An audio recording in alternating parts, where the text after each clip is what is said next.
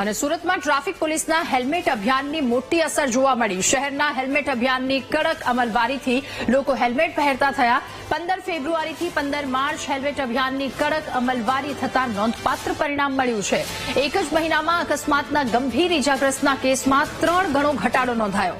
15 જાન્યુઆરીથી 14 ફેબ્રુઆરી સુધી 400 હેડ ઇન્જરીના કેસ હતા, જેમાં સિવિલ હોસ્પિટલમાં 220 અને સ્મીમેર હોસ્પિટલમાં 180 કેસનો સમાવેશ થાય છે। 15 ફેબ્રુઆરીથી 15 માર્ચ એક જ મહિનામાં અકસ્માતમાં હેડ ઇન્જરીના 160 કેસ નોંધાયા, જેમાં સિવિલમાં 88 અને સ્મીમેર હોસ્પિટલમાં 72 કેસનો સમાવેશ થાય છે। ત્યારે અકસ્માતની સંખ્યામાં ઘટાડો નોંધાયો છે। હેલ્મેટ અભિયાન જે સુરત પોલીસ દ્વારા ચલાવવામાં આવ્યું, સરાહનીય અભિયાન લોકોની સુરક્ષામાં વધારો કરતું આ એક અભિયાન, કારણ કે કેસમાં ઘટાડો થયો છે। આંકડા સ્પષ્ટપણે દર્શાવી રહ્યા છે। હેડ ઇન્જરીના કેસ 160 નોંધાયા છે અભિયાન બાદ, જેમાં સિવિલ હોસ્પિટલમાં 88 અને સ્મીમેર હોસ્પિટલમાં 72 કેસનો સમાવેશ થાય છે।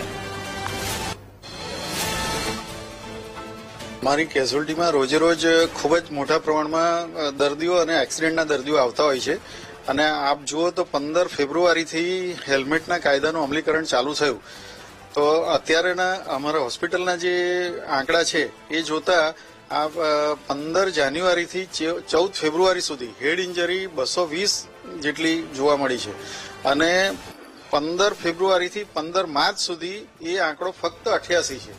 એટલે આપ જુઓ તો લગભગ 3 ગણો એમાં ડિફરન્સ છે।